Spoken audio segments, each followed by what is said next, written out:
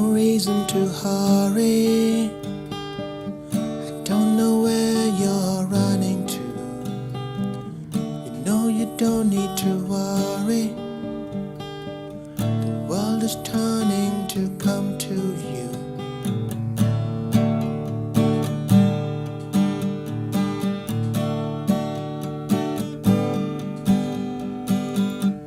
There's no reason to hurry.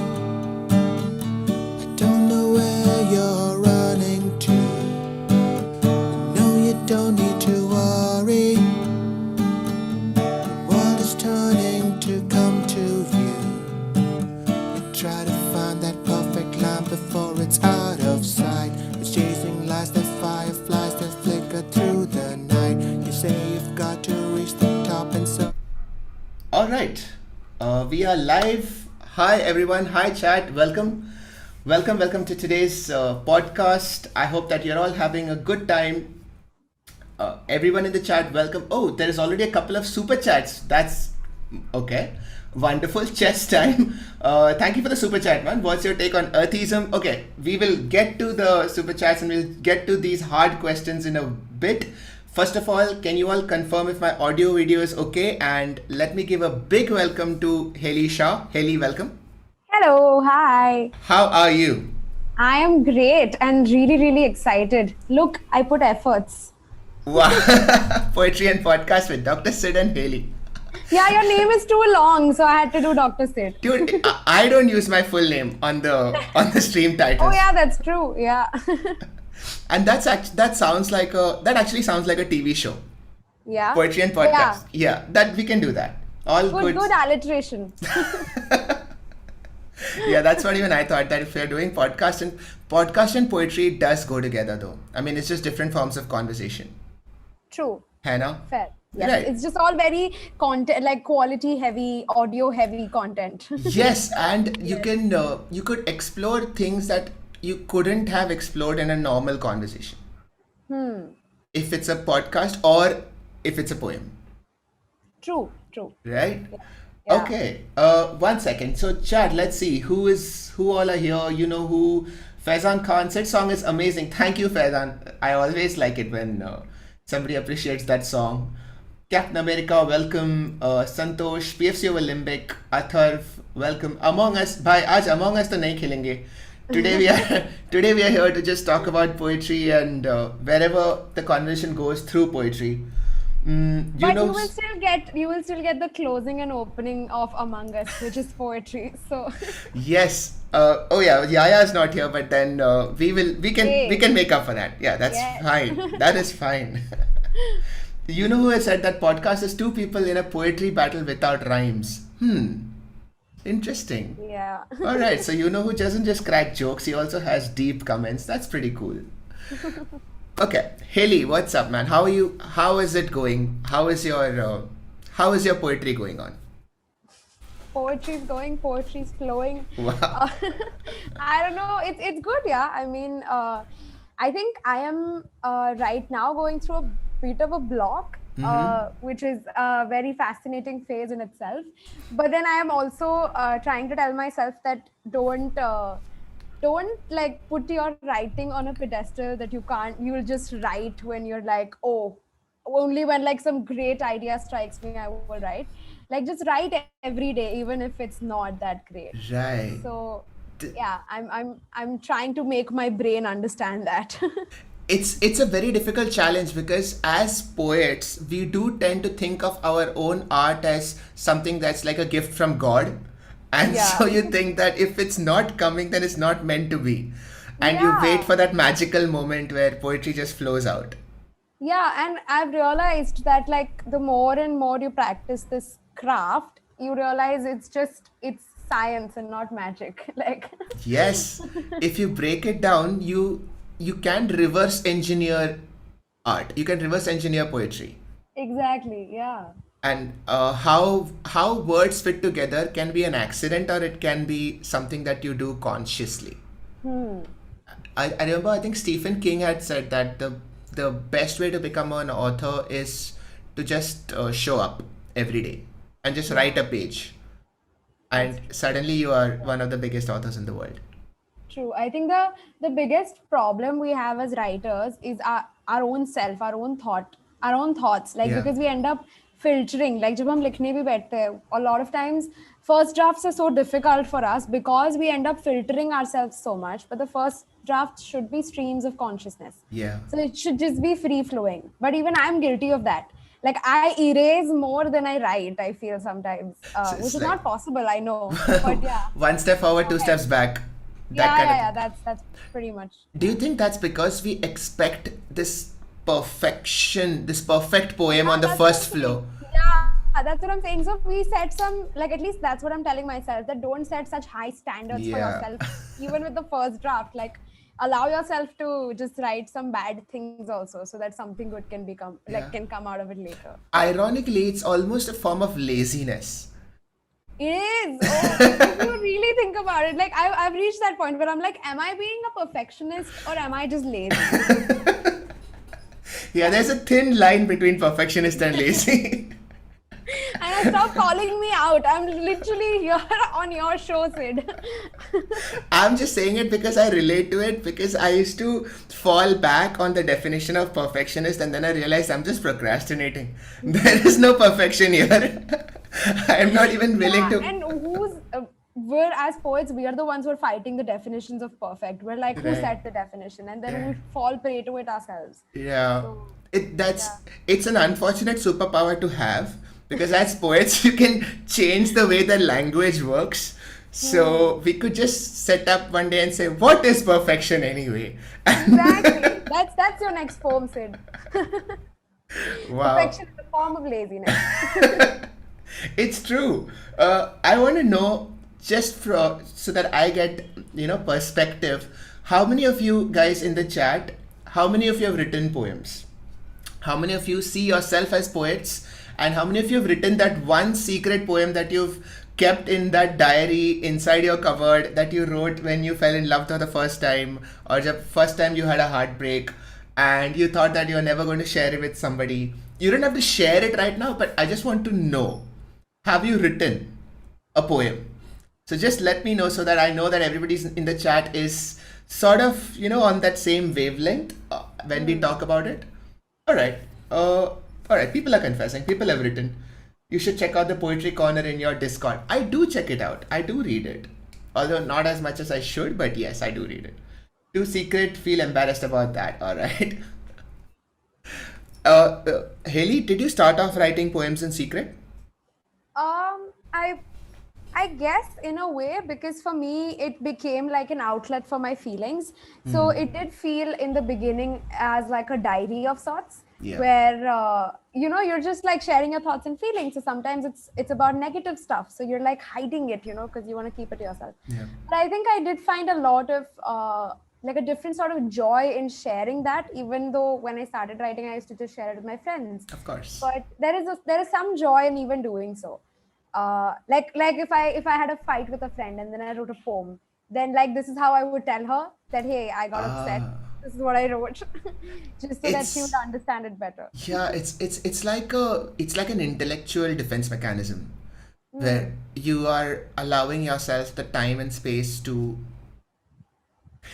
because in a way you cannot write a poem without detaching yourself a little bit, at least. Yeah. Right? You can't. You have to take at least half a step back in order to write a poem. For sure. Yeah, that's true. So I think I've also felt that, and more so now, where I feel like you can't write about something that you're going through. Like you have to be out of it to an extent to be able to write about it, or like out of it in the sense that you basically have to process the parts of it that you're going to write about. yeah. Or yeah, like you said, take a step back, detach yourself in some way so that you can have some objective view of it. Some third person perspective of how everything, all the parts intermingle. Yeah, exactly. I wonder if that can be used as a legitimate defense mechanism, or at least a legitimate coping mechanism, because I know of art therapy, and a lot of times art therapy does use different forms of art to help people come to terms with whatever they're going through, trauma. And this is a great way, Yeah. helping somebody write poetry. Yeah. Yeah. I think that's also one way. I think there are people who write when they're going through something, like when they're in the heat of their hurt, Yeah. and uh, and then share it much later when they're able to deal with it. And then there are people who cannot write then, write much later, and then choose to share whenever they can. But Right. I think everyone has a different way to cope with it. I think there are days when I also want to write things as and when they happen, but sometimes if I feel like you should just feel it through and through Yeah. before you put it down. Before, So, yeah, sometimes you don't want to step back. hmm, You want that emotion is too strong and too precious yeah, to give up. And yeah, you don't want to turn away even for a second to write yeah, that and poem. it's the experience. No, first you have to live it to Yeah. to be able to write about it. Wow. So Yeah, that is true. sometimes just let yourself live it. I sometimes feel that poetry is a form of photographing moments Hmm. because when It's you literary photography. exactly it's you use words to capture a moment as in as much detail as you can because there's no other way to completely capture that emotion. Yeah. And when you read an old poem of yours, suddenly you're back there and you're feeling all the things that you had felt when you wrote it. Hmm. Does this happen a lot with you?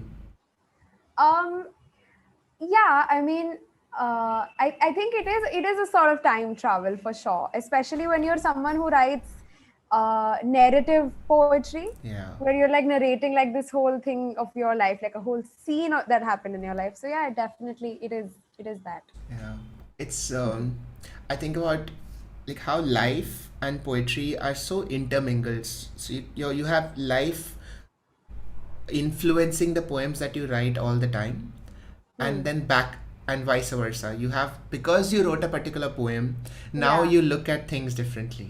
Yeah. Sometimes I go and see some of my old poems or something that like an observation that I made earlier, and I'm just like, I should have taken my own like Own perspective. advice. And yeah, like just I should have taken my own perspective and dealt with things this way again, you know? I have gone back to poems that I've written when I was. When did you start writing? Just out of curiosity. Like fifth or sixth grade, Yeah. like 10 or 11 years old. That's how old I was, yeah. Yeah, and since then it's been a constant journey. You've never had Um, a I mean, when I started, it wasn't as consistent. It would be like one of those things where, like, oh, I can't. I mean, like it was very sporadic, yeah. and I think it became more and more consistent with time for sure.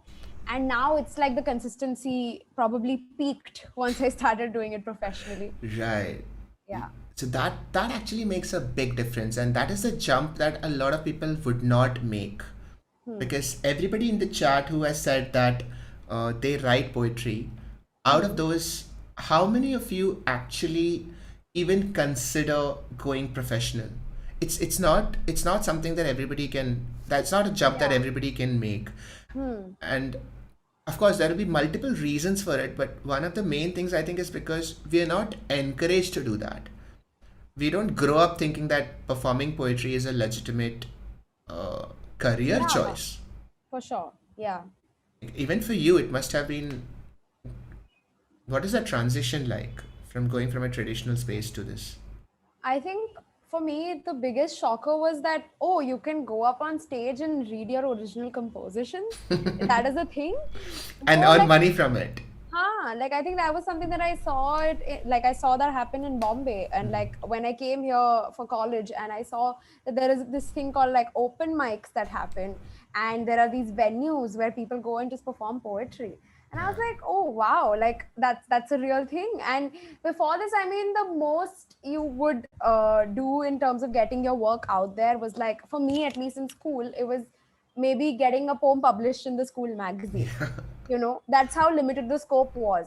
So Right. to see this happen in this way, and then to have someone offer me money to go and perform at a live show, it was bizarre. Like it was not something that I would have even imagined. And yeah, like even something for my parents to understand. Like even now I think sometimes they struggle with it, and they tell me, oh, like why are you not uploading videos more regularly? And I'm just like, poetry as an art form takes time. It's not one of those, like it's not the kind of content I can create on every single day basis. Like I'm not saying I can't, but it's not like, it's also for me, it's like, if I want quality, then it will take me time to write and Right. craft each and every piece. Yeah. So of course I can write every day, but will I be able to put out 4 videos a week? Probably not. I love that from a parent's perspective.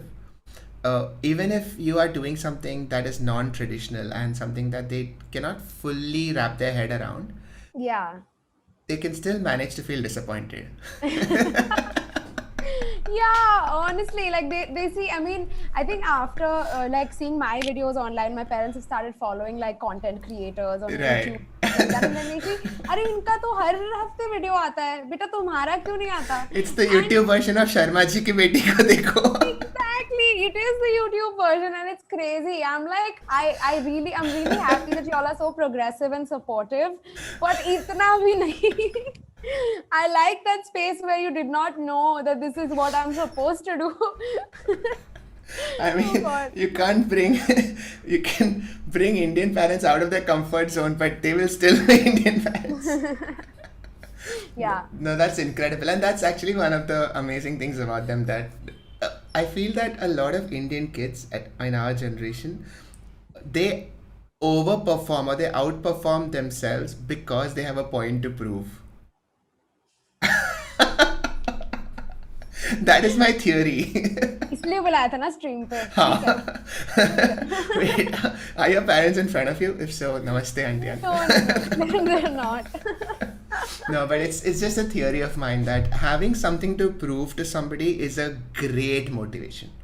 Great motivation. It just makes you a better version of yourself if you can do it in a healthy way. Yeah. So are you saying that I should ask them to still Yes. stay disappointed in me so that I keep outperforming? Like. Well, yes. If that is what is your primary motive, then yes, definitely. But hopefully now it's not though, right? Like poetry itself becomes a motive after some time. No. Well, okay then. Now you know what you have to do. Yes. Thanks. Noted. Duly noted. What was the turning point in terms of inspiration? Like that one poem that you read or you saw and you looked at it and said, "Damn, I want to do that." I think for me, when it comes to spoken word, it has to be like all these artists that first started putting out videos. Like, Yeah. I mean, initially I saw Indian artists more, and I had seen like Aranya Johar and Mohammad Sadriwala and Yeah. all of these artists at first. And I was like, oh my God, and Priya Malik. And Yeah. I was like, this is a thing, and I want to do this, And I didn't, at the time, I didn't even know how to go about it or how to reach out to the platforms or how to do that. But then, of course, as and when like I started to explore spoken word scene more, I realized there are so many international poets too who are just amazing, like Andrea Gibson, Shane, then Rudy Francisco, Right. and all of these. Absolutely, Olivia Gatewood, Blythe Baird. I can just, they're endless. There's an endless list, and they're all so amazing. I think Sarah K. Sarah K, Yeah. absolutely. I was waiting Sarah for K. you to say K, that. Yeah, and I was just like, damn, I want to do that. Like, Yeah. I want to create that magic that even though I'm watching a video, I can still, like, I can just imagine what it must be like to see this. For me, Harry Baker was Oh. a huge inspiration.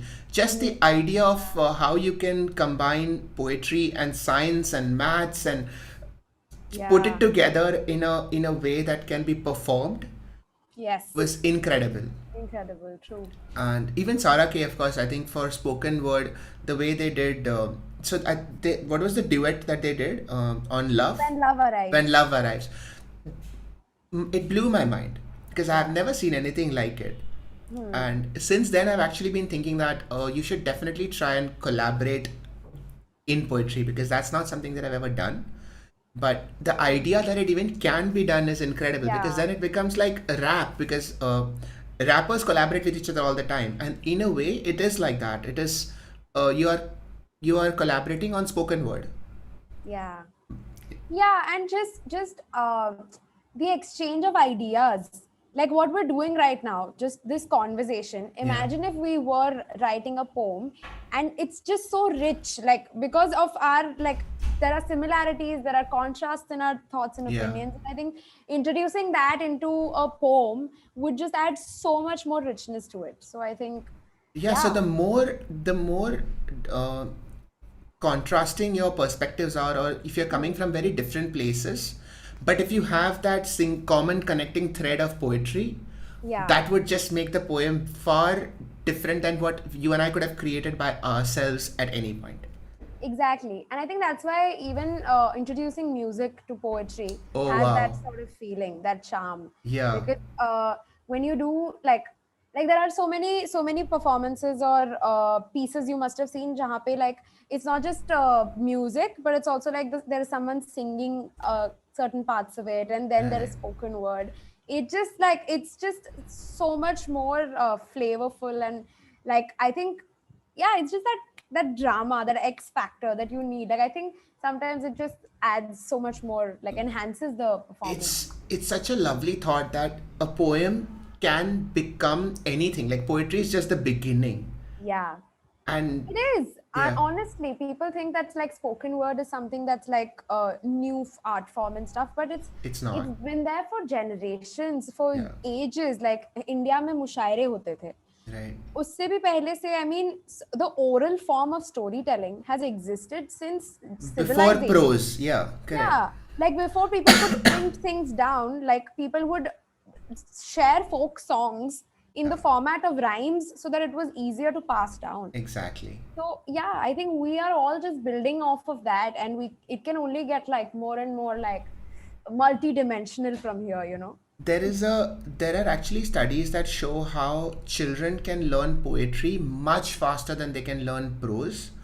And so you still remember all your nursery rhymes, but you don't remember any of the textbooks, the paragraphs that you have Yeah, read, because of all the rhythm, the rhyme, the patterns that your brain yeah, sees. So that makes sense why all the earlier texts in Sanskrit, everything used to be in couplets, in verses that you can sing along, true. because that's Yeah, how you can almost say that you can think in poems if you train yourself instead of thinking in prose. If you allow your brain to work like that, it is just pattern recognition. yeah. And if you do that long enough, you will find that reality arranges itself to fit into couplets, or you'll fit into metaphors, and everything will become that way. Yeah, And I love that thought. definitely. I think I think this now is a good time for you to share something, like a poem, maybe something you've read, or of your own. Let's let okay. I'll tell you what. Let's share a couple of poems that has inspired you or me. Like I think I have a couple. I had actually noted down a couple of poems that had really impressed me. Hmm. Let's see. Now let me quickly see what chat is up to. Yes. uh, Aditya Prasad. All right, wait. What are you guys saying? What are you guys saying? I think poems started from India. Anime fanboy. I think that we can't really say that. I think poetry has existed in all cultures and they came in all languages. Uh, what are they saying? Aditya Sania started watching poetry of listening to Haley for the first time. Kya baat hai? Oh, that's so nice. Wow. All right. Thank you so much. And anime fanboy is also a fan. The only incredible poet I know is Haley. All right. Thank you. Oh, Prakhar is here. Hi, Prakhar. So, Prakhar and I were just talking about this stream actually and how we're going to talk about poetry. And do you know that we do this series called the Trifecta Conversations? Yes. Yes. And yeah, we take up one topic and we just try to discuss it from different angles. So, Right. next up, we are going to take up poetry. Inspired from this Oh, love. conversation, we are going to discuss Oh, amazing. every aspect of poetry, and I think we're going to talk about rap as well. So anybody who is asking about when is the next trifecta going to be on, that's what we are going to do. Why ice cream? Wait, what? No, that I don't get. I think everybody refers to emotions, but the person they relate to, yeah, that's fair. The emotion does come first. All right, poem versus ghazal difference. Wow, Arnav. So Guys, ghazal, jaldi say, okay, 1 second. yeah. Please like the stream. There are Okay. so many people watching. Why aren't there enough likes? Wait, how many likes are? I never checked this. Okay, 95. Come on, guys. 100 to kari do, yaar. This is Yes. embarrassing. Guys, you're embarrassing me in front of my guest. Okay, what is this? Let's get it to 100. Yeah, 100 to ho jayega. 100 to ho gaya. Okay. Amazing. What's your favorite poem? Do you have one? Do you have one that really inspired you? Then I'll. So see, I'm not gonna do like my favorite poem because favorite keeps changing. That's Favorite is true. a very invalid word That's that would have fair. existed. That's I'll fair. do my recent one that I found, जो मुझे बहुत अच्छी लगी, और ये एक गजल है. अरे वाह. Go ahead. Also because पता है, I've realized कि हम जब poetry पढ़ते हैं तो depending on what stage we are in our lives, like हमें उस हिसाब से पसंद भी आती है poetry. तो उससे भी फर्क पड़ता है. That's why we should not have a concept of favorite. Was my point. I love that, and I love that you corrected me on this because it's almost like you are looking at mirrors. So the poem that you are thinking about the most probably reflects the kind of person that you are at that time. Yeah. Wow. Now I feel Okay, no judgment on you. backfired really quickly. Oh wow, no. We are not going to judge. Chat, we are very non-judgmental over here. Okay. Whatever Haley reads, we are not going to think about. Alright. No, चलेगा. सोच लो, just Okay, कहने दो. चलो ठीक है. ठीक है. तो ये गजल है अहमद फराज साहब की.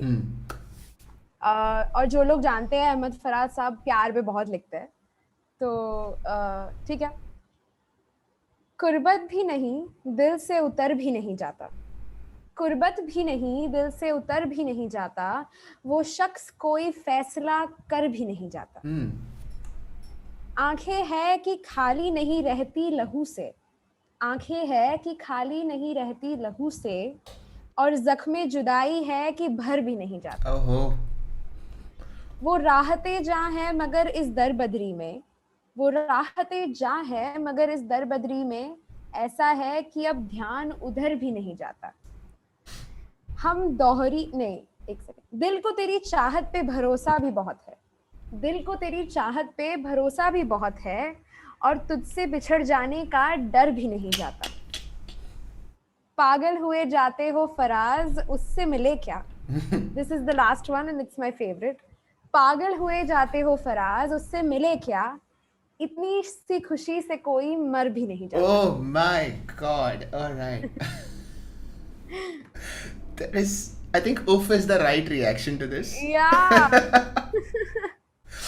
It is. Please respond with oof oof in the chat, guys. There is something so delicious about this poem.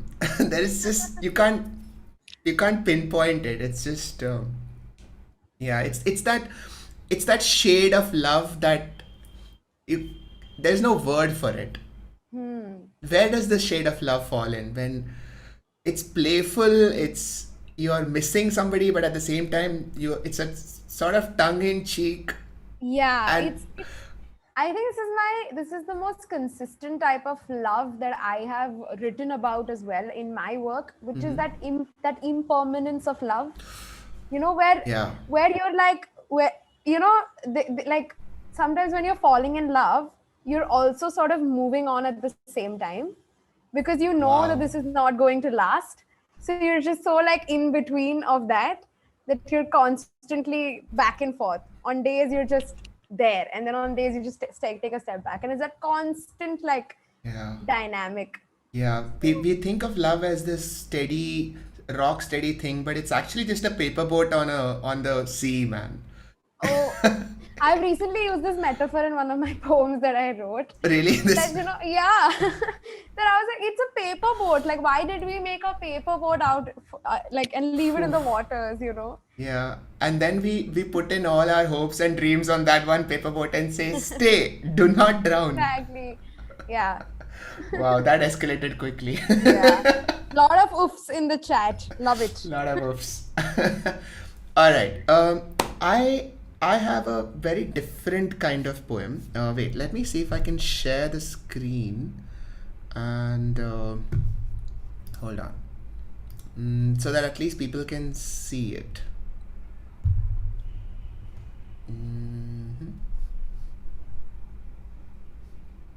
You You know who says love has different shades, but I am colorblind. I suppose you are also single. Oh, damn, Haley. He said he's colorblind. I mean, I'm assuming it's a he. I'm sorry. It could be a Yeah, it could be, but yeah, even we don't Yeah. know. Uh, yeah, that was such an amazing poem. So this is one of my favorite authors. Her name is Dorothy Parker, and this is a poem. So Dorothy Parker writes poems which are very sharp, very mischievous, and very deep at the same time. So Right. this poem is called "The Danger of Writing Defiant Verse." Okay. And she writes in rhyme, which I always like. Great. Go for it. And now I have another lad. No longer need you tell how all my nights are slow and sad for loving you too well. His ways are not your wicked ways. He's not the like of you. He treads his path of reckoned days, a sober man and true. They'll never see him in the town. Another on his knee, he'd cut his laden orchids down if that would pleasure me. He'd give his blood to paint my lips if I should wish them red. He prays to touch my fingertips or stroke my prideful head. He never weaves his a glinting tie or brags the hearts he'll keep. I have forgotten how to sigh, remembered how to sleep. He's none to kiss away my mind, a slower way is his. Oh Lord, on reading this I find a silly lot he is. Oh, this is so nice. the So the thing I like about Dorothy Parker is she takes things very seriously and she completely knocks them down. And you can tell that this is somebody who has thought about it through and not stopped at the seriousness of it, but rather gone ahead and realized that, hey, you can mock anyone, you can mock anything. And I just love the way that she's written this. So there's another one by Dorothy Parker. It's a very small one. It's called Resume. Razors pain you, rivers are damp, acids stain you, drugs cause cramp, guns are lawful, nooses give, gas smells awful, you might as well live. This is one of the best arguments for Yeah. not killing yourself. Oh my God. Yeah, it's, It just struck me. Like, it took a second. This is like, oh, all the ways to die are bad, so just might as well. you might as well live. This is crazy. This is actually very reminiscent of a poem that you had shared called, wait, what was it? The suicide song. Suicide Song. Yeah. I don't know if I have it, but there is. Wait, who's it by? Hold on, let me search. I probably have it. Oh, you do? Yeah. Just 1 second though. You can tell me the name. I think that everyone should hear it. Yeah. Just give me 1 second. Yeah. It's Tony Hoagland. Oh wait, you had shared it on Twitter, right? Yes. I think I might have. Just 1 second. I think I might have. I think I bookmarked it and kept. Hold on. Bookmark. Yeah. This one. Do you want me to read it or do you Yes, want you should read it. to read? Okay. Suicide song. But now I am afraid I know too much to kill myself, though I would still like to jump off a high bridge at midnight or paddle a kayak out to sea until I turn into a speck or wear a necktie made of knotted rope. But people would squirm. It would hurt them in some way. And I'm too knowledgeable now to hurt people imprecisely. No longer do I live by the law of me. No longer having the excuse of youth or craziness. And dying, you know, shows a serious ingratitude for sunsets and beehive hairdos and the precious green corrugated pickles they place at the edge of your plate. Killing yourself is wasteful, like spilling oil at sea or not recycling all the kisses you've been given. And anyway, who has clothes nice enough to be caught dead in? Damn. Not me. You stay alive, you stupid asshole, because you haven't been excused. You haven't finished, though it takes a mullish stubbornness to chew this food. It is a stone. It is an inconvenience. It is an innocence. and I turn against it like a record, turns against the needle that makes it play. Damn it. There are lines in this poem that hit me like a hammer. Killing yourself is wasteful, like spilling oil, not recycling all the All the kisses you've kisses been. you've been given. Oh That's my such a god. beautiful line. It just turns everything in its head. You think of every experience that you've had as something that you have to give back.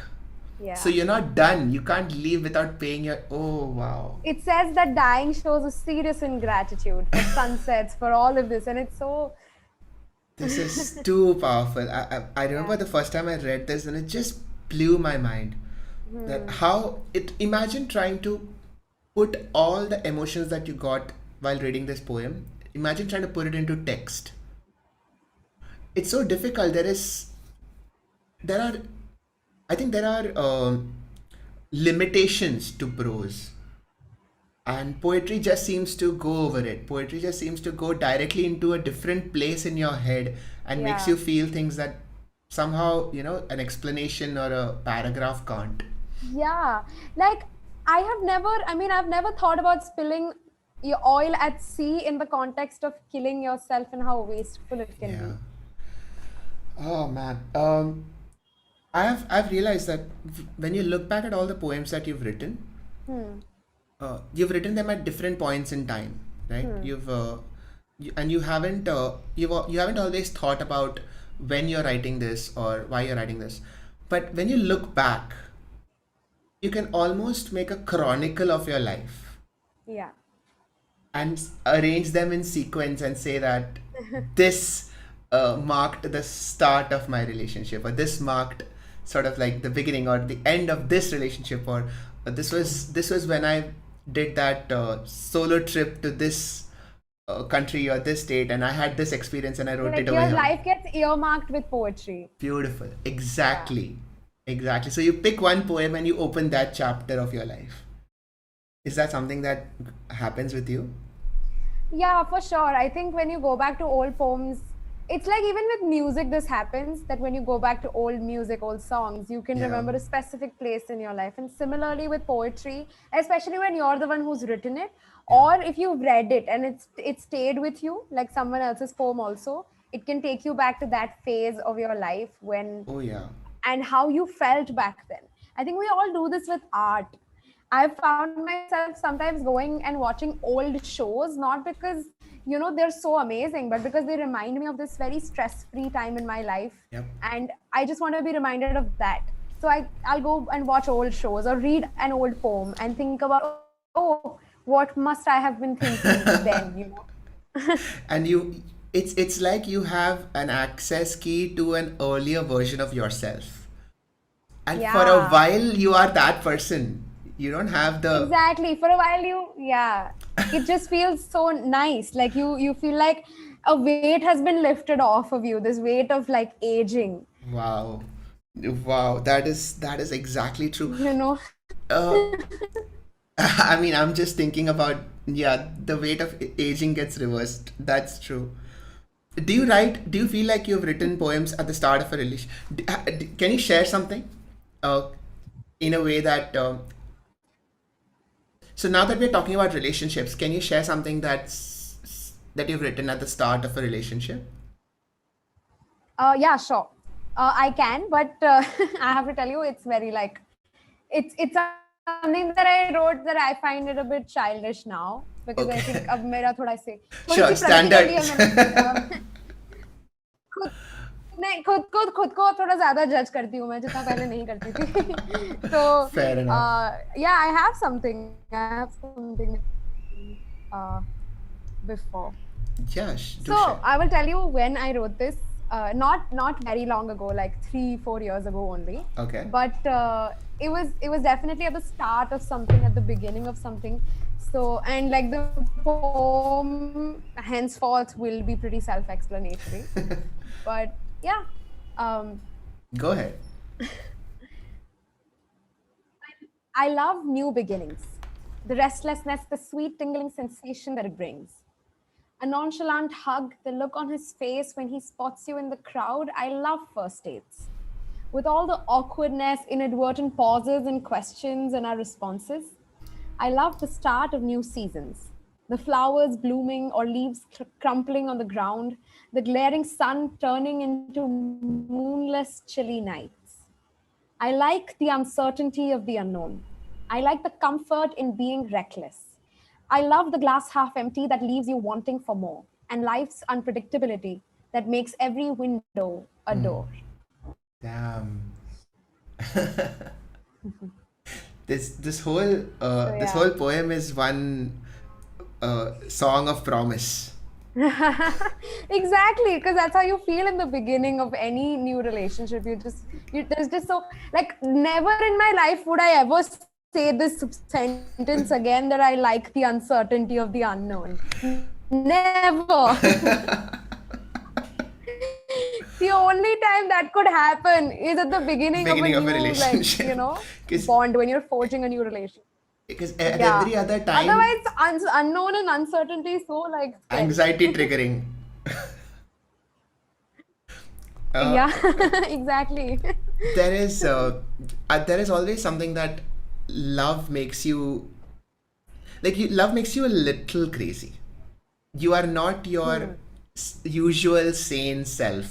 When those neural networks start kicking in, the rest of your logical self doesn't work in the same way that you would have otherwise. And I think that's something that we just have to accept and not expect ourselves to be that reasonable. Why do I feel like What? you're saying this to preface your poem?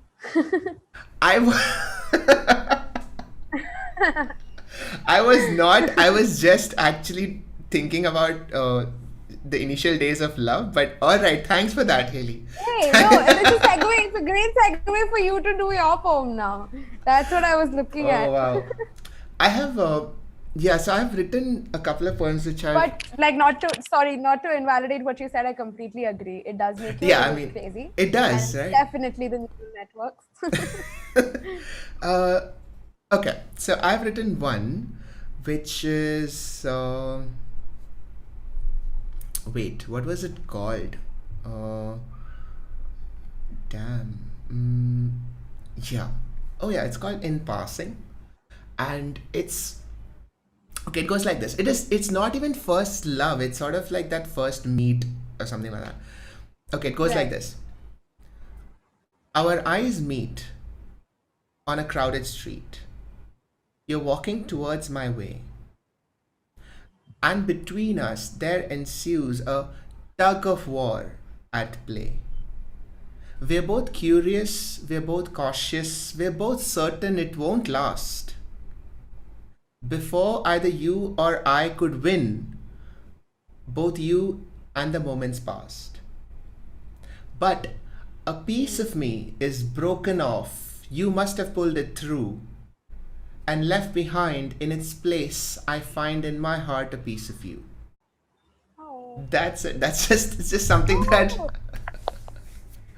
I've told you this before, and I'm going to say it again, that a lot of times when I listen to rhymes, they feel very, like, imposed, but never with your poems. Like, they're just so seamlessly, like, a part of the whole, the whole circuit. It's absolutely amazing. I love it. I love the poem. Thank you. It's I've just been I've always tried to write and rhyme right since I was a kid, and it's something that I'm changing actually now. So recently, a lot of my Thank poems. you. Yes, I'm trying to go away from rhyme just to see if I can, and Yeah. for that, I think a lot of your poems and even what Aranya, I think, uses a lot of internal rhymes, Yes. right? A lot of And slant rhymes. yes, a lot of slant rhymes, and I keep hearing it. You know, Yeah. when I listen to poetry earlier, my ears would be sort of waiting for it. I'd be waiting for that rhyme, and when they wouldn't come, I would have the sense of kidhar gaya ho? And now I've just started going. Now I don't do that anymore. Now poetry is. I start looking at the patterns. I start looking at what are the visual patterns that poem is drawing. That's sort of how it is. And so this is I don't know if I've told you this, but I had started collecting all the poems that I'd written. Okay, so this Okay. was like a year ago or so, and it came to my mind that let's see what's how many you've written, what all are hiding in what diaries, and where which laptop has one folder called poetry or poems, and you don't even know where all they've gone, and you just start collecting them, and I realized that you can sort of arrange them chronologically, and it does make a story of a relationship. Yeah. And it does go through the stage of falling in love, and there is this phase where things are a little complicated and you don't know what's Hmm. going on, and then there's a breakup, and then there is this whole recovery phase, and you have poems depicting almost like a representative of each stage. Yeah. Yeah. Is that something that you go through as well? For sure. I think like now that you say it, I do feel that like we've all written like poems at all of these. Definitely, Oh, hang on, Haley. I think there's a lag. it's like a you can map your. 1 second, 1 second. I think there's a bit of a lag in the last 30 seconds. I couldn't hear you. Mm, yeah, Okay. Yeah. I hope my is fine. yeah. I think it's better Yeah, now. my connection's a bit unstable. Probably why. Okay, fine, fine, fine. No worries. Wait, so you're not sharing screen or anything, are you? It's better. Yeah, but your I think there's an audio video lag. I think your audio is coming fine, but the video is lagging just maybe a couple of seconds. I think we'll just wait for a minute. I'll just see what chat is up to, and I think it should autocorrect. Yeah, I think. BSNL OP is going on in the chat. All right. क्या word बनेगा? मेरे को अभी बस rhyming वाले poem ही poem लगते हैं. Okay. Anime, I think that is something that we start off with, but there is a lot more to poetry than just rhyme for sure. Snaps, make movie songs, copy karo ab. Why sit staring straight into my soul? My God. Okay. Love is a live stream and I'm using BSNL. Oh God. Oh damn it. that was poetry in a way. All right. Okay, now you're all good, Haley. Now you're back. Roasting through poetry. Yeah. Yeah. Yeah, I was just saying that I totally agree with you. I think we've all written poems in all those different phases, and because love is probably one of those topics that we write the most about, Yeah. most of us, not meaning to generalize, but so yeah, I think you can find like poems about every stage. That's true. Yeah. Let's do it. Yeah. Let's do it. Let's see if you can classify poems, and let's see if you can represent every stage. I'm sure everybody in the chat is at some stage of or has been at one of these stages of love. So let's see if we can do something on each stage. What do you say? Okay. I think we've already covered like getting to know someone stage, like the Yeah. very first. That first spark. Yeah, first spark. I think now I can do like the whole love stage, like where you like you're falling in love or Okay. that. Yeah, go for it. What's your representative one for that? It's a page poem that I like to call Winter Wife. Winter Wife. Yes. Okay. Okay. And all of this is like exclusive content, guys. So I'm like scared now to share it, but I mean, No, anyway. go ahead. All right. Moonshine, sunblaze, periwinkle eyes, death stare, cotton kiss, winter wife. Lay beside in nakedness, my lips curl on your chest. You sigh as though holding a summer night in your breath. Your face, a glorious dream. How do I fall asleep tonight? I am entangled in the web of your towering body. Quivering under my snakeskin, I shed in affinity each time you touch me. Though I often wonder, behind closed eyes, the number of times your origami heart has come undone. How many pairs of sunflower breasts have shared your sunshine. Whether your steel teeth tell steely lies, hold my fears captive, my mind a hostage to your eyes. Damn. It is all in my head, I am aware. You call yourself foolish. Maybe you are. How dare. I'm here to spend a few more nights, a few more winters till the icebergs surface. Hold my wooden hands to your burning embrace. I've been used as an antidote. Kiss me to life, till I find myself another summer to die. God damn it. Oh boy. There are lines in that poem that are mind blowing. Steely lies to hold you in a cage. Oh my god. Too good. Thank you. I think I'll. Oh yeah, so the stream is going to be there, right? So yeah, we can always visit this again. Yeah, because I think I'll need to just listen to it again because there are. I'll share the text with you also. It's a page thing, so you might Yeah. be reading it. Perfect. Yeah, I can even share it on the comments. That is brilliant. Thank you, Helly. That was beautiful. Thank you. Chat. Okay, yeah, chat is already spamming hearts. Yeah, please do chat. That was incredible. Thank you so much. Thank you so much. Usko voice note. Yeah, just a lot of hearts. Lot of hearts.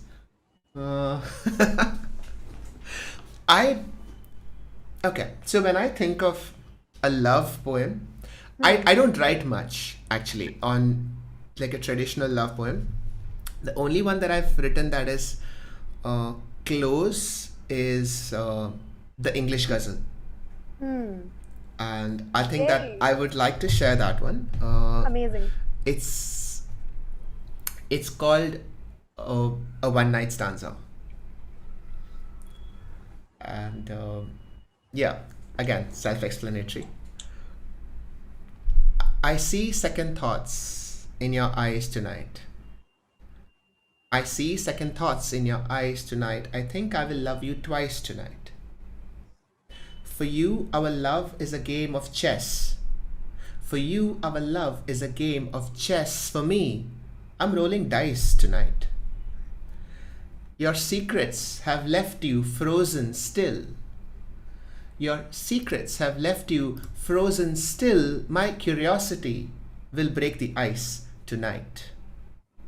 Your brain needs a reason either way. Your brain needs a reason either way.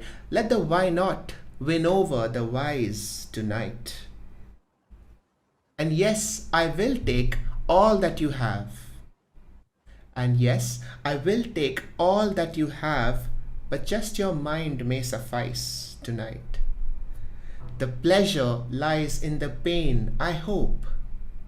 The pleasure lies in the pain. I hope you don't waste time being nice tonight. I see second thoughts in your eyes tonight. I think I love you twice tonight. That was a... This poem is basically a big ass pickup line. It's oh my god, guys, you have to You have to what? Use this, so you have use this to at a bar? write pickup line OP in the chat. But it is so good. Oh my god.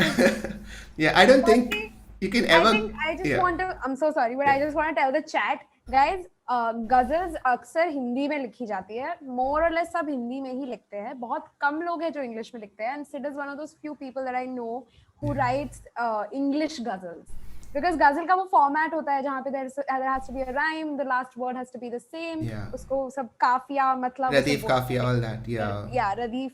So but yeah, so this is a really unique format in which Sid has chosen to break ice and pick up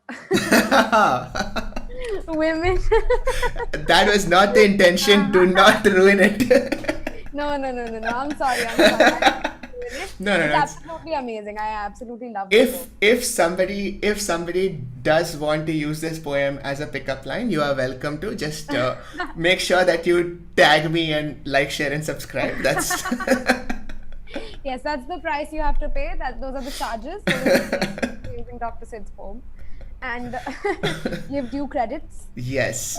Some of the it's just so smooth, like the entire poem, and not just in terms of like, oh, it's a smooth like flirty thing, but also just some of the lines, like, the opening only, I think I'll love you twice tonight, it's so like there's just so many undercurrents to Yeah. everything. Yeah, I'll it's so amazing. I wrote this poem after I started just exploring how different kind of poets write about love and sexuality. And this was an area that I had never really thought about, because for me traditional poetry never really goes there. It doesn't go into like those slightly dark or taboo areas, or it's, and that is also a part of love, that is also Yeah, a part of relationships, but poetry yeah, doesn't go there. yeah. Erotica. Yeah, Erotica so is erotic not poetry much. is a whole, Yeah, it's a whole other genre, but it's not yeah. really mainstream. And it did actually get me thinking, because if poetry is a way of thinking, and if you do think about those things at some point, then why not bring poetry there? It's not like poetry is like this sacred thing that should not go into anything erotic. Yeah. So this was sort of like an experiment in that. Have you read this? Okay. Have you have you heard of this author called W.H. Auden? Yes. Oh, if equal affections cannot be, let the more loving one come. Oh my god. So his love poems are unbelievable. They're very, very good. Very, very amazing. He is, I believe he's gay. He Okay. was. And he has written, since we're talking of erotic poetry, he has written the most erotic poem I've ever read. Okay. And it's a gay poem. Okay. And it's called The Platonic Blow. Okay. And I'm not going to share the screen, I'm not going to read it out. But if there are poetry lovers, and if there are erotic poetry lovers, or if there are erotica lovers, this poem has to be read. Go for it. Go read it. I'm not kidding. It makes your mind just blow up with the concept of what poetry can be. So that sure you can write about the first love, sure you can write about how things are so intense, but the idea that poems can explore something as um, so it's basically about him picking up a guy and taking him back to his place. That's it. That's what the theme is. Just completely changed the way I look at poetry. Yeah. I think that's what we tell ourselves, that we need to write poetry about the most intense of emotions that we feel. Yeah. And it's not true. The poems can be about the most simplest of things as well. Right. In fact, I'll tell you this one poem because we're talking about this. And it's just such a simple poem. But have you heard of Wendy Cope? Mm-hmm. So Wendy Cope has this poem. Let me just find it. It's called The Orange. Okay. Heard of that poem? No. But it's a very simple poem, okay? But I absolutely love what it represents. All right. Should I share it? Yes, please do. Yes. Okay. That's what the stream is for. So you can even share the screen if you want to find it and put it up. You can do. No, it's okay. Yeah? Yeah. Okay, cool. So, The Orange by Wendy Coe. At lunchtime, I bought a huge orange. The size of it made us all laugh. I peeled it and shared it with Robert and Dave. They got quarters and I had a half. And that orange, it made me so happy, as ordinary things often do. Just lately, the shopping, the walk in the park, a walk in the park. This is peace and contentment. It's new. The rest of the day was quite easy. I did all the jobs on my list and enjoyed them and had some time over. I love you. I am glad I exist. Wow. Yeah. This is a great example of the everyday can become so much more. Exactly. And how there are so many elements. Like she talks about how this is peace and contentment. Yeah. It's new. Mm. Just it's new tells you so much without actually saying anything Yeah. about what was the old like, you know. Correct. You feel like you've actually seen an entire movie. You get an idea of what she was going through before us, also, even though she didn't Exactly. say anything. And like how she mentions that I peeled it and shared it with Robert and Dave. Like I think it's all those little things and it's so Yeah. simple, but like the idea of friendship, the idea of a walk in the park, it's just, Yeah. yeah, Damn. really, really like it. Yeah, it's when you go through life, I feel that when you do something like this, when you take up poetry and you start thinking about writing, a lot of things that you wouldn't have noticed start popping out. Yeah, And poetry is literally putting any two things together. And if you are thinking about your life and your relationship and you are slicing an orange, I can very easily see how your brain could just connect the dots. correlate, yeah, connect Yeah, the dots. true. There was something that I had. It's an extremely small piece, okay, and it was sort of on this lines of I had I had written this again at the start of a relationship, and when we're talking of correlating random things, okay, I'm just gonna read it out. It's called Tic Tac Toe. Okay. Our love was a game of tic tac toe. I played X, she played O. She curved right, and I did cross. Came left and drew a line across our moment. Though it was done, I didn't feel like I had won. Since that game, I've come to know X doesn't win if she doesn't O. Oh,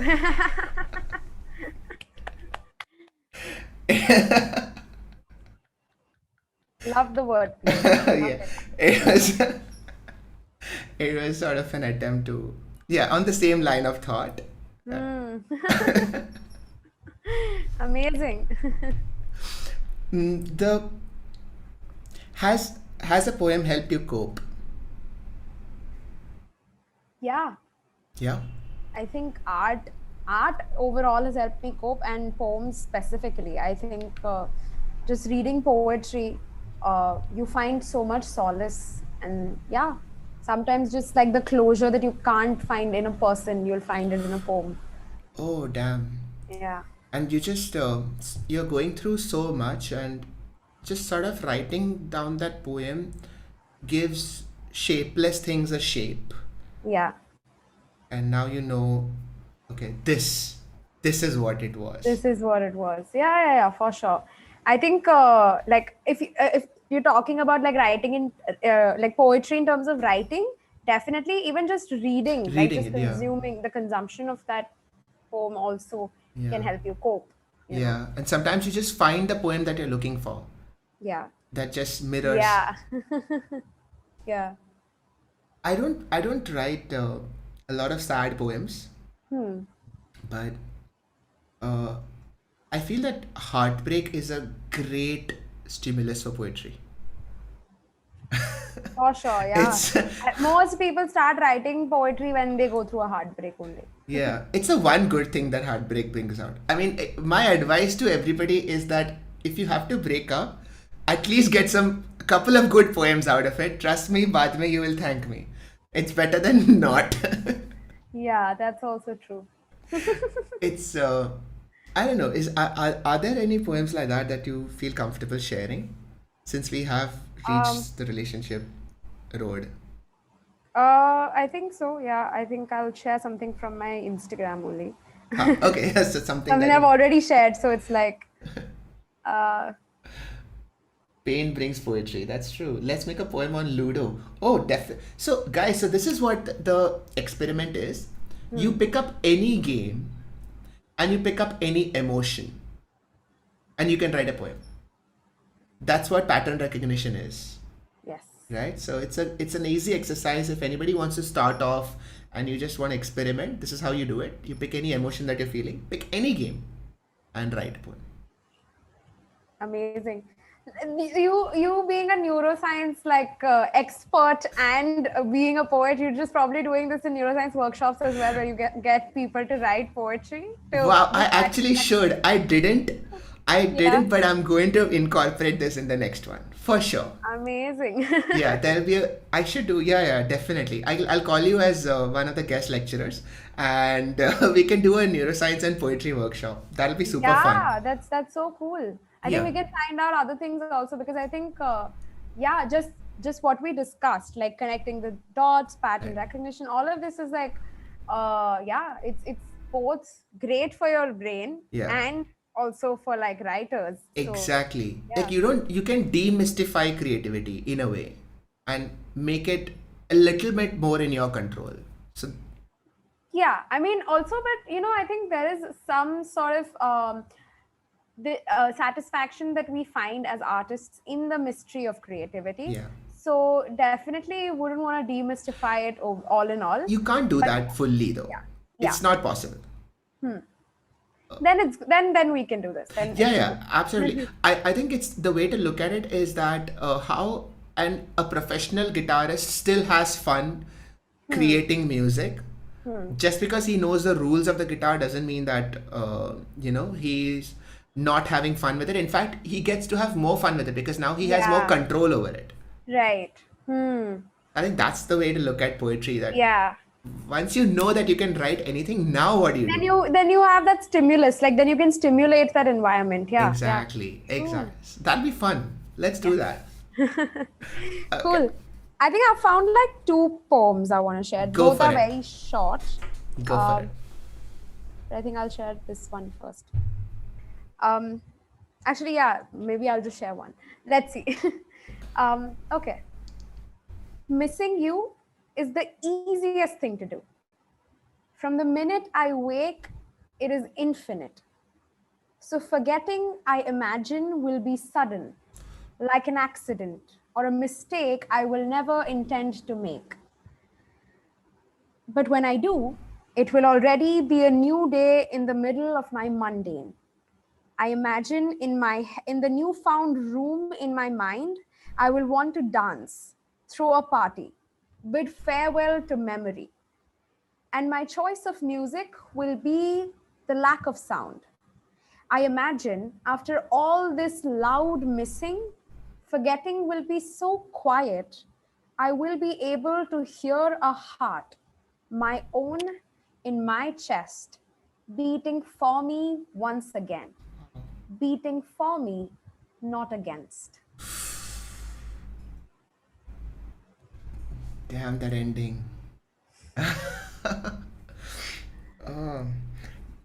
The idea of forgetting is an accident. That is exactly how it goes.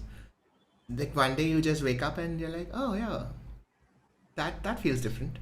Yeah. I haven't thought of this person in a while. Yeah. This did this come in a flow? Yeah, it did. I don't know if you can feel it, but sometimes you can tell. Poems that have come in a flow and poems that have been worked on. Not all the time, but there are some poems that feel like this was just one flow. There is nothing stopping in it. It's actually a beautiful thing. Wow. Yay. This is guys, again, all right. There are aspects to love that I feel that even we don't understand. And when we go through it, and when we go through a heartbreak, there is so much loss of control. I think that writing a poem like this is one way of us getting ourselves back in hand. Yes. I think what writing helps you do is take control of the narrative. Yeah.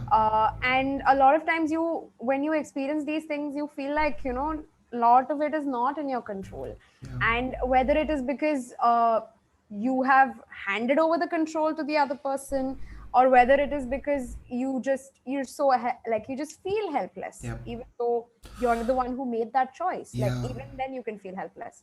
So it's really important to take hold of the narrative. Yeah. And yeah, that's how writing helps you cope, I guess. It's all about, somebody just said, it's Aditi Patil, it's all about control. That is so true.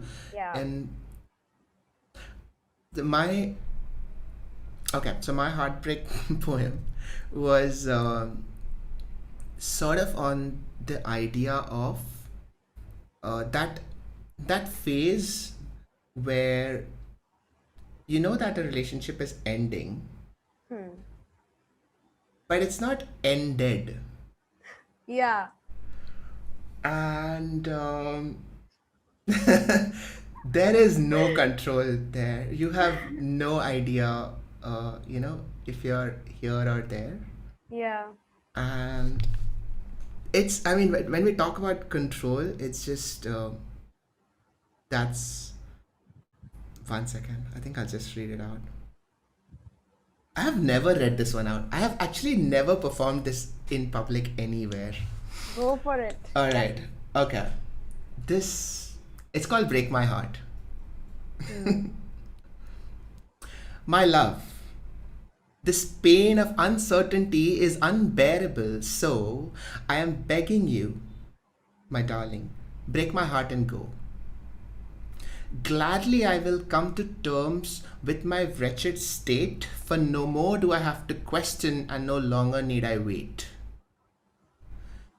The sound of my silent mourning would give, the sound of my silent mourning would ring far more sweet than your stoic wall of silence that neither reaches nor retreats.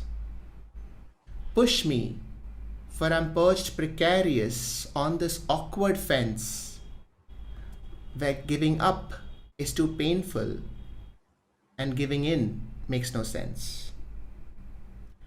The chasm of grief you will leave behind would be easier to bear than the nauseating stench of hope that now hangs in the air.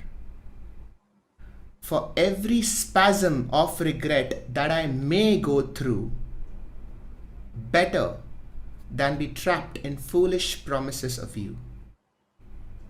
In time, my mind would free itself from the memories of your face. Learn to look at a stranger's and not see yours in its place. Yet now you will shade my every moment till you let me know. So I'm begging you, my darling, break my heart and go. That's it. It's a small piece, but oh. I realized why I've never read this out in public before. Halfway through that poem, I just remembered why I didn't read Okay. it. You want to share why?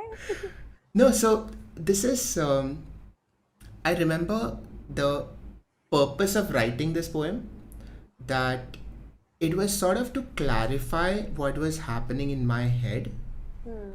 And that was one of the first times I realized the beauty of poetry. That we could have talked about something like this for an hour and without completely understanding it. But trying to fit it, at least for me, and it'll be different for everybody else, but trying to fit it within that structure of a poem just helps arrange everything. It just Yeah. seems like now everything has its own pattern, Yeah. you know? That's I think some of those, like, firstly, the poem is so beautiful. Please send it to me because I want to read it. okay, sure. And secondly, like something that's like one of the lines are the one that talks about the stench of hope. Yeah. That is such a beautiful way of putting it, because most of the times we see hope as such a optimistic, positive thing, Yeah. but only when things are like this, the hope stinks. Like that, Yeah. it's stench, you know. It's the worst. Yeah, and it's like, I think that's what I have also been thinking about a lot, that how hope in the wrong hands can feel as though it's misplaced, God damn, yeah. like generally we don't see hope as a bad thing. but when we hand it over to someone else, that's when it feels, Yeah, yeah. yeah. We, yeah, what you said, absolutely. The hope is a positive thing for almost every other time, but then sometimes you have to identify when it's holding you back, Hmm. and there it's a problem. Yeah. What was the second one that you were going to share? The poem? Mm-hmm. Okay, I can. Yeah, you can. Hope is But a scam. you should definitely go through the comments, Sid. The chat is loved Yeah. your piece.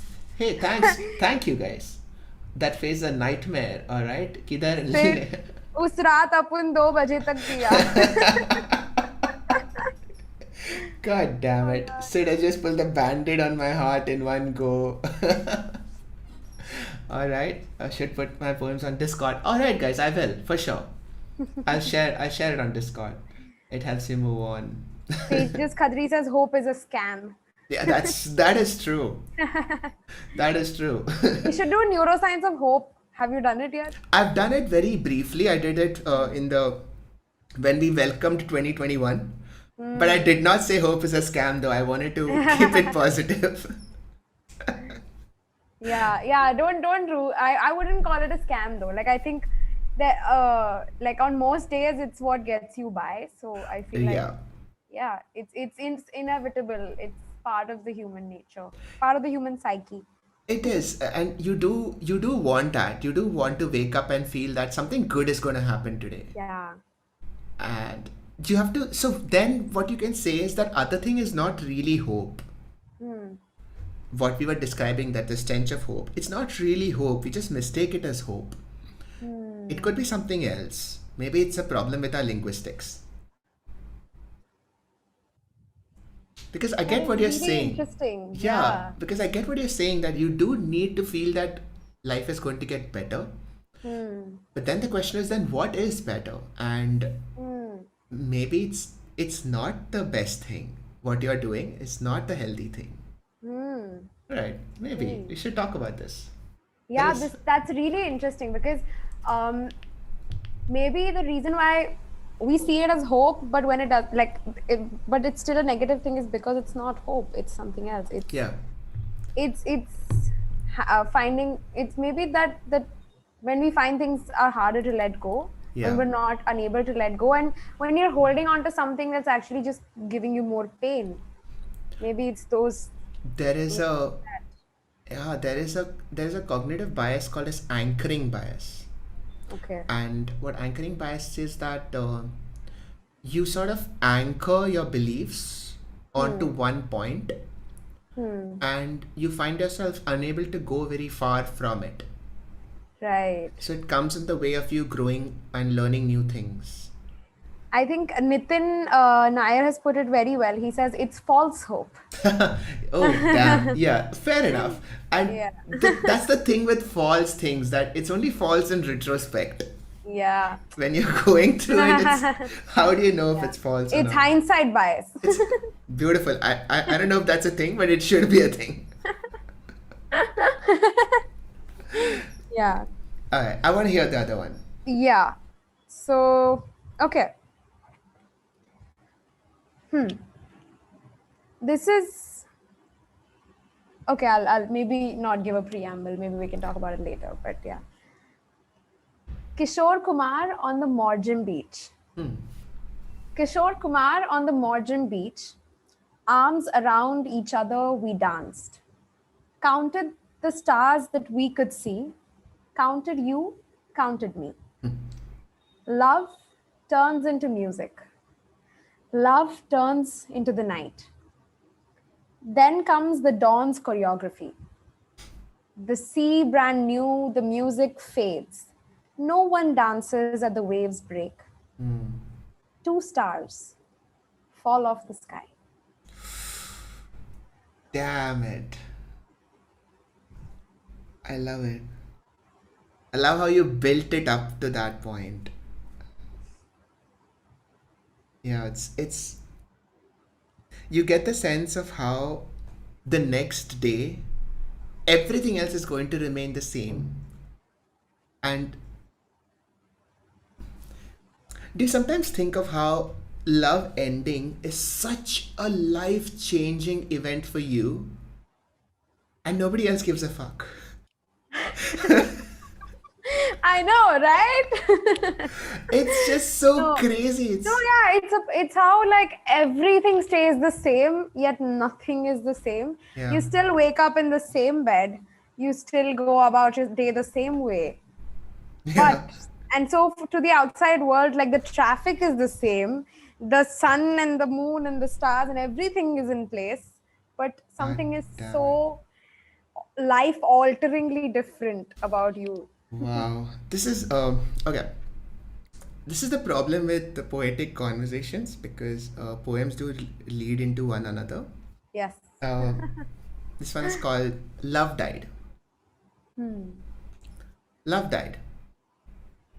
Not with the fanfare of a hijacked airplane crashing into my home, but with the quiet inevitability of a glacier melting somewhere in the middle of the Arctic Ocean.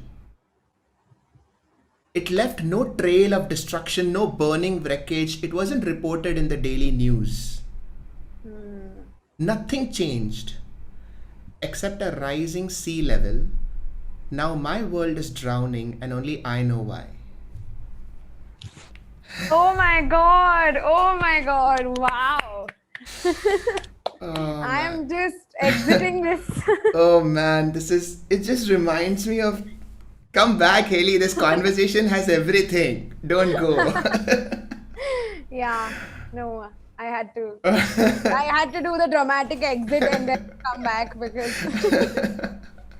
so good. Wow, man. It's this is what poetry does. And poems lead to poems. For sure. The quiet inevitability, so beautiful. I absolutely loved it. Yeah. I feel like we are having a conversation in poems. It's literally like that. We don't really need all this intervening conversations, you know. It could just be poem. That's it. Just, yeah. Yeah, but you're right about that, one poem does lead to another, I think, because like now I'm thinking about all the poems that correlate with the emotion you just shared. So yeah, I Exactly. think, yeah, that's true. So maybe when I'm not sure how much chat is with us on this thought, but I would love to do that. Uh, Maybe not today, but maybe at Yeah. a different time. But I had once done this. I had done this as an exercise I had started a poetry club in Lucknow, and in one of our sessions, after everybody was done reading and some people left, and there were around 7, 8 of us sitting around, and we were just talking, and one by one we were sharing random poems, and all conversation between poems had stopped.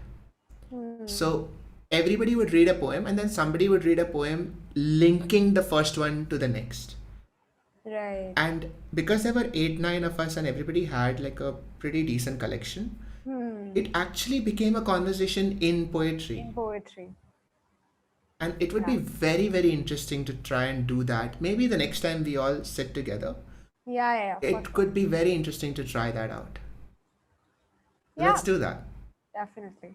Questions only. All right, chat. What's happening, guys? So this is a very different kind of podcast, I know, and this is a very different kind of conversation. And tell me how you guys are finding this. This is something that I'm having the time of my life here, because this is just the kind of conversation that I really like to do.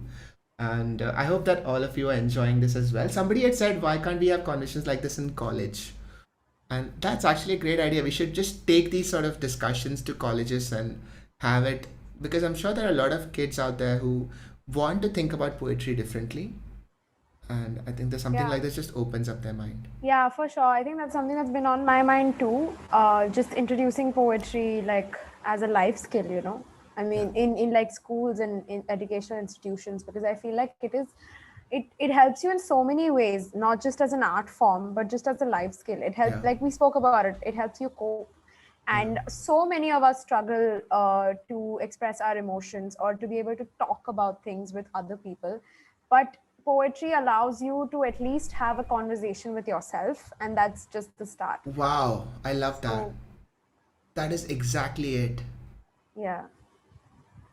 Yeah, poetry allows you to have a conversation with yourself more before anything else, before you put it out to Yeah. anyone else. It's just you listening to you telling yourself that I hear you. Yeah. Wow, that's true. Okay, that was mind Yeah. blowing. So that's yeah, so what you said, I think that's something that's been on my mind too. I just don't know if I have the resources to do that right now, but at some point for sure. And I think that's what like Sarah K and Phil K are doing with their project Voice. Yeah, They take poetry to schools and educational institutions, which is amazing. which is brilliant. And I think there is so much scope for that in India. If you had to give a TED talk, what would you give it on? uh, so far I have said no to so many TED talks that Why? I'm so, because I feel like, I don't know, I have this thing of like, oh, I want to have something to say. Like, of course, TED is exchange of ideas, and not that I don't have that, but I just feel like, um, yeah, I guess I'm just not there yet. Interesting. I don't know why I thought of asking you that because it wasn't something on my mind, but just suddenly when you talked about going to schools and doing this, it felt like that's something like it hit a spark in my head. I could just Yeah. imagine you doing that and that stage and Yeah, everything. It maybe if just I do that, then I will definitely give a TED talk after. yeah, that's fair. Yeah. That's fair. All right. So I mean, I wanted to wrap it up in an hour, 1.5 hours. That there are a couple of things that I wanted to ask you. Where do you think poetry is going now? In the last 10 years, I think we have seen a lot of changes in the way that our country deals with poems. And the public stage has changed for poetry entirely. What's next? Where do you think stand up is going after this? Spoken word is going after this? Um, I honestly, I cannot speak for the last 10 years because I don't think I have that much retrospect to offer. But I do see the growth just in the last 3 to 4 years. And I feel like it is becoming a wider and wider platform. And I like that the growth is not just vertical, it's also horizontal. Like it has to go across a lot of fields Yeah. as well. And so I think right now I feel like there is a lot of scope for poetry, and we just need to also like explore different formats. I think the only thing that I see is like we see videos in a very specific format. So I think that viewers experience, if we could change that for them, Yeah. I think that could open a new door. Not that like especially because of the pandemic, to be honest, because I mean that's what even stand up comedians struggled with, that like Yeah. how to do this across like Screens. Zoom. Yeah, how to do this across screens. Yeah. So I think that is one thing that we need to maybe see. But yeah, I do see poetry growing a lot, and it has grown so much. And just like where, I mean, I am not the same person I was before poetry or Yeah. before I got into performance poetry. So if poetry can do that to one person, you can only imagine how much It'll it affect can everyone. do to, yeah, everyone. So Wes, do you have plans that you want to share? Is there something coming up? Is there something that you are? I think It's I've just already shared like a very big plan at this point, which I never really thought of, like thought, or like I never even conveyed it to anybody else that I did, like about taking poetry to, like yeah to the educational yeah. institutions. That's Yeah, I think that's something that's I wish I could say it's in the pipeline. I think maybe that'll take much longer, yeah. but yeah, it's something. It's been a bit of a dream of mine. And I think even like, just because I love poetry and I love teaching, and I think it could be great, just like, Combining the two. yeah, exactly. So that I think could be really nice. And other Wow. than that, oh, I have I mean, there's no announcement officially yet, but I have a video releasing this Saturday on Paper Tale. So Excellent. watch it, guys, if What's you guys. it's a story? Yes, it's a story. Paper Tale is a storytelling platform, so Yeah. you guys can check it out. Lovely. All right. So I'm going That is to the, yeah. yeah, you were saying? No, that's it. I'm like, that is the nearest thing that's coming up, like the most recent. Send me the Yeah. link and I can just put it under the in the description, so whoever will watch this video will look for it. Yeah. Yeah. Sure. Like, I mean, it's not out yet. It'll be out this Saturday. So Okay. it's gonna take a few more days. Yeah. So then I'll put it up there. Chat, thank you so much. I hope that you enjoyed today's discussion, and I hope that you enjoyed all the poems that we shared. A lot of it was unplanned. Some of it we did have an idea of what we wanted to do, but literally there were poems that I shared which I didn't think that I would. And thank you for being an amazing audience as always, and I shall see you next week. Helly, you've been amazing. Thank you so much for joining in. having me. Thank you Yes. so much. This was a lot of fun. I think I have to say this has been the highlight of my day today. Oh, nice. So thank you so much. All right, like the stream, guys, and I shall see you soon. When is the next workshop coming? Guys, I'm going to announce it. Don't worry. I'm not going to do a workshop in secret. All of you will know when the next workshop is happening. All right, see you. Good night, everyone.